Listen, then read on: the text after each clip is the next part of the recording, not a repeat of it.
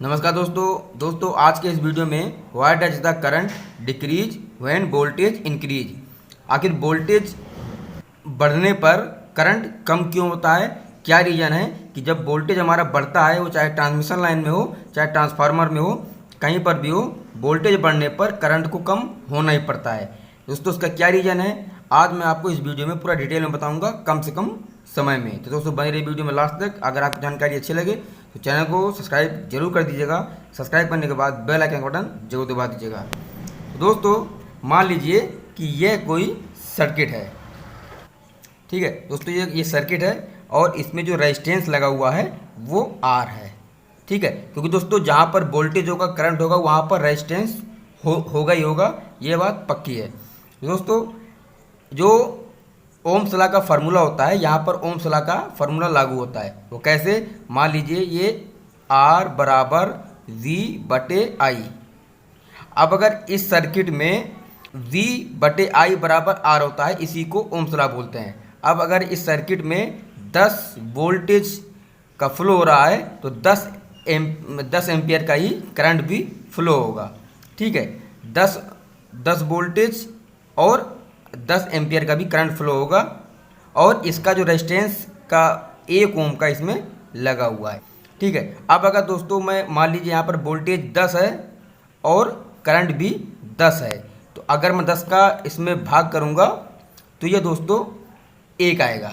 अब अगर मैं यहाँ पर वोल्टेज को और बढ़ा दे रहा हूँ, 20 कर दे रहा हूँ, और यहाँ पर करंट भी बढ़ेगा क्योंकि यहाँ पर रेजिस्टेंस यहाँ पर फिक्स है, और तो करंट के साथ साथ वोल्टेज भी बढ़ेगा। अब अगर मैं इसको काट दूंगा तो ये हमारा 1 ही आ जाएगा। क्योंकि दोस्तों मैं आपको फिर से बता रहा हूँ कि रेजिस्टेंस किसी सर्किट में फिक्स है तो वोल्टेज के साथ साथ करंट भी फ्लो होगा। लेकिन अब अगर दोस्तों इसी केस में मैं यहाँ पर एक ट्रांसफार्मर जोड़ दूँ, यहाँ पर इसी सर्किट में अगर मैं मान लीजिए बीच में एक ट्रांसफार्मर जोड़ दूँ, मैंने एक ट्रांसफार्मर जोड़ दिया। दोस्तों मैं आपको समझाने के लिए बता रहा हूँ।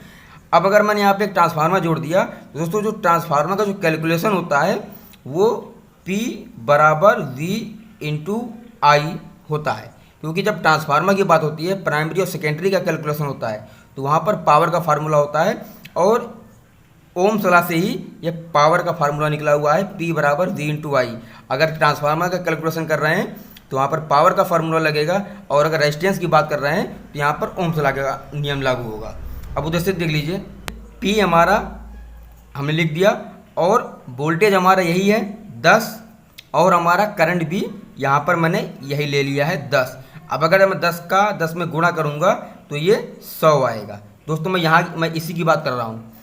जैसे कि यहाँ पे था वोल्टेज भी 10 था और करंट भी यहाँ पर 10 था, तो यहाँ पर वोल्टेज के साथ साथ करंट भी बढ़ रहा था। लेकिन जब यहाँ पर पावर का फार्मूला लगेगा, क्योंकि हम यहाँ पे ट्रांसफार्मर का कैलकुलेशन कर रहे हैं, उसके प्राइमरी और सेकेंडरी का, तो जब ट्रांसफार्मर की बात आती है तो वहाँ पर ओम का नियम नहीं लगता है, वहाँ पर पावर का नियम लगता है, P बराबर V इंटू आई। क्योंकि जब इसका कैलकुलेशन करेंगे वोल्टेज का, करंट का, एम्पियर का, तो वहाँ पर पावर का फार्मूला लगेगा, ना कि ओम्स लॉ का। अब दोस्तों यहाँ पर देख लीजिए, पावर वोल्टेज हमारा वही 10 ही लिया है मैंने, और करंट भी मैंने 10 ही लिया है। तो अगर मैं 10 का गुणा करूँगा 10 में तो ये 100 आ जाएगा।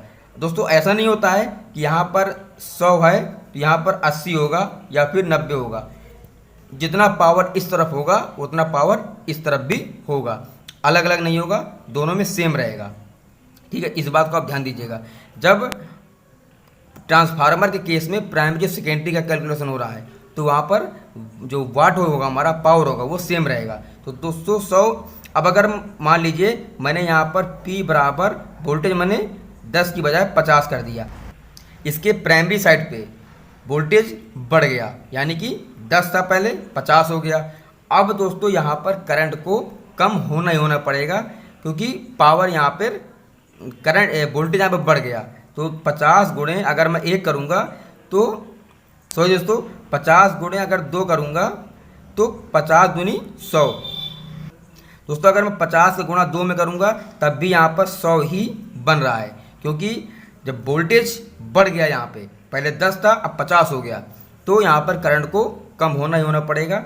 अब अगर दोस्तों अगर मैं यहाँ पर वोल्टेज को और बढ़ा दे रहा हूँ, इनकेस मान लीजिए मैंने यहाँ पर वोल्टेज कर दिया 100,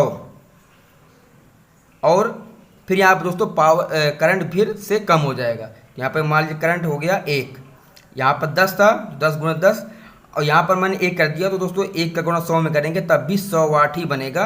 पावर नहीं कम हो रहा है, पावर यहाँ पे कम नहीं हो रहा है, पावर सेम है। ट्रांसफार्मर आउटपुट में 100 वाट का ही लोड कनेक्ट कर सकते हैं, लेकिन वोल्टेज अगर हमने बढ़ा दिया तो दोस्तों यहाँ पर करंट कम हो जाए, क्योंकि यहाँ पर पावर का फॉर्मूला लग रहा है और यहाँ पर ओम का नियम लग रहा है, ओम्स लॉ का। ठीक है दोस्तों, यहाँ पर ओम्स लॉ का नियम लग रहा है, यहाँ पर पावर का फॉर्मूला लग रहा है।